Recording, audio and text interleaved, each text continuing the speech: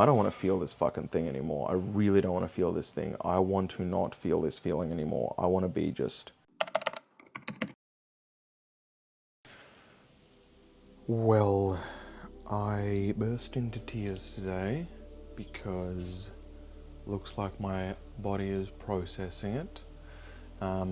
The ex contacted me, well, I contacted her saying Merry Christmas and saying I don't know what life would be like without you.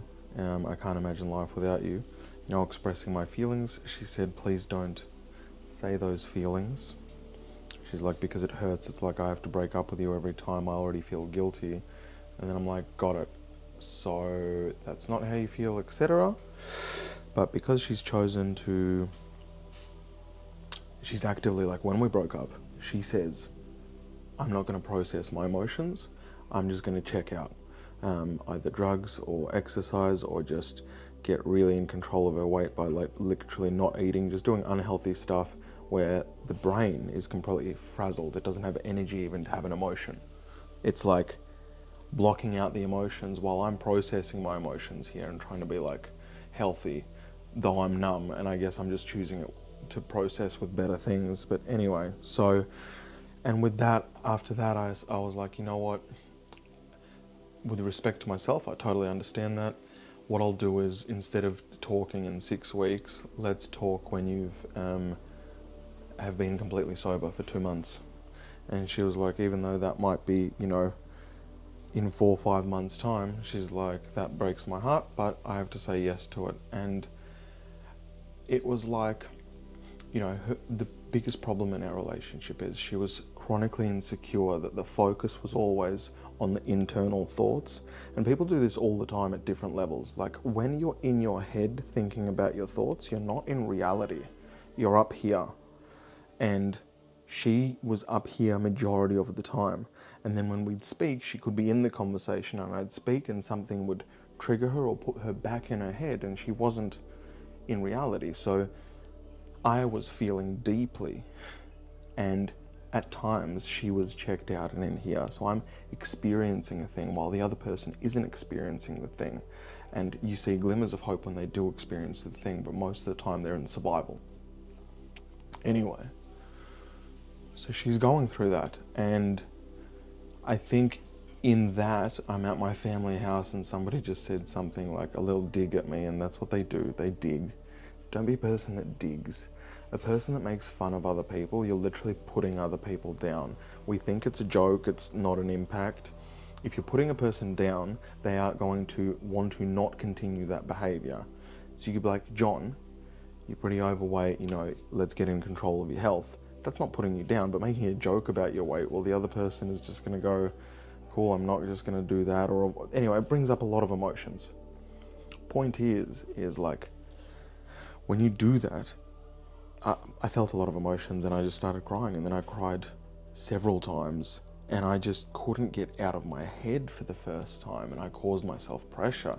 I'm here for my family, for my siblings. I'm here for other people. I'm here to be like, you know what, this is my time to be with you guys. And I was in my head.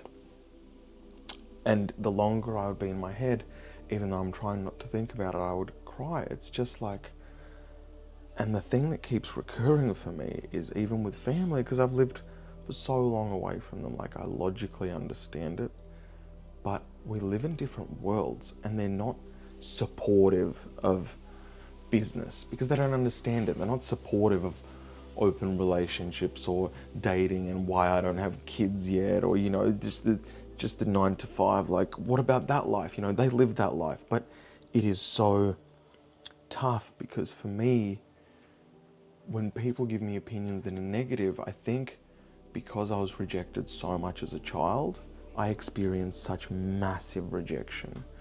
Like, when people talk to me, if I get rejected, it is like, it's my spirit. I'm again like this broken human, so I start not making requests. And it's funny because I've been in sales and I'm not bad in rejection in the business sense, in other senses, but there is a massive impact of rejection. That's why this has been so difficult. This has been so difficult to film every day because I am consistently. Like me just being me, and I don't know if you've seen it, and sometimes I switch into like a bit more, it feels like maybe a more prepared speech and less me or something like that. And sometimes I'm more me. I don't know if that's been picked up, and that was the idea, to really show the process of going from like, hey, I'm afraid that no one's gonna like me ever because that's just what's going on with my child. And even though I've achieved everything in my life, that still hasn't made me squish that fear. So I have to squish that fear head on and be like, yo, here's me. Hopefully that was useful to you. You know, there could be something there for you out of that. Just saying. For me, the experience is rejection is difficult. So my partner separating, even though it was kind of mutual, but she pulled the pin, it is a form of rejection. Like, and my logical main brain understands it wasn't working. That's exactly, like, it understands all of it, and it's just not.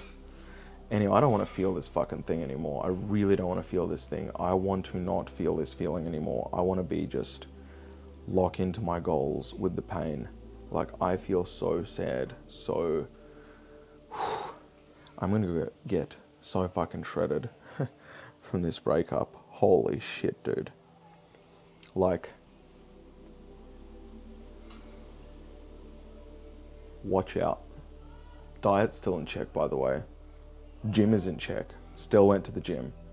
Diet in check. We're talking like 1,200, 1,300 calories, 200 grams of protein, 30 grams of fat. Your body doesn't need carbohydrates to survive. Carbohydrate is the only macronutrient that you don't need to physically to survive for the rest of your life. But you can't just eat meat or eat fish because you will be losing vitamin C. So you must have vitamin C. So in theory, you could just eat red meat and vitamin C, and that's got all the nutrition that you ever need. That's not to say that you should eat that. Obviously your bowels will get that. That's not what to do. But what we're saying is there's stuff out there that will feed all the nutrition. So I'm on 1,200, 1,300 calories, and we're there, and it's a struggle to eat all of that now. It's become like, I'm like forcing myself to do that. The gym is that. I've still, like, I don't know. I want to feel better. I want to feel a lot better, and I understand that I'm going to be patient, but I'm fucking getting angry, and I want to cry and feel all the feelings all at the same time, and really nobody gets me. Like, in my family, nobody gets me. Nobody has the listening. It's not nobody gets me. Human beings, and this is as a general rule, they have their own listening of me, right? So if they see me as, oh, he just talks a lot, I'll start speaking, and it'll just go through their filter, he talks a lot, right? Oh, Andrew's just being emotional, it'll just go through that filter. Or I could be really hurt with my emotions, and it just goes through their filter, so I don't get the reaction that I was felt, understood, and heard. And I like to give that to people. Obviously, why wouldn't you? You communicate with people too. They're trying to communicate something to you. Your only job is to receive that communication as they intended it to give to you. Let me say that again. So in communication, the only thing there is to do is one person is trying to say something, and your job is to try and receive it as they're saying it, not as you interpret it. So they don't do that, and they've got a lot of their own stuff going on, and it's just not a skill they've mastered. I understand that it does take mastery in that skill, but I feel so fucking alone because no one listens to the words. No one listens to the words. Anyway, it's not sad, but yeah, I'm on like tear gang today, so uncomfortable, but I wish I could say it was uncomfortable to film myself in a bad place, but to be honest now, it's like I low-key don't give a fuck. You know, when your best friend is basically in your spirit rejected you and walked away and there's nothing, it's like, I actually don't give a shit about anything. I'm just gonna be me, we're gonna impact some people, we're gonna rise the fuck up, and if we rise the fuck up enough and we get a lot of the other people to jump up with us and we just dominate life in anything that we're up to, then we'll feel better. But I know in hopefully a certain amount of time it'll feel better. This is pretty bad. I haven't really felt this pain. this is pretty bad. So, day by day, I don't know how long it's been, 2.5 weeks, 2.5 weeks since, like, and today means we're not communicating. I'm honoring that, so we're not communicating, and I've blocked her from seeing my stories because I feel mad. I was like, I don't want you to see what I'm doing because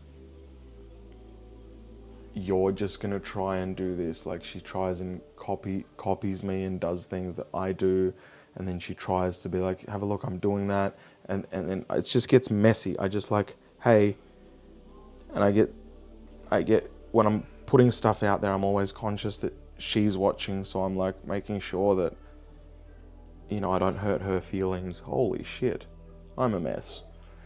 Anyway, tomorrow will be a better day, but now will be a better day. Thank you for listening, you and me. All right, thanks for still sticking by me. Much love.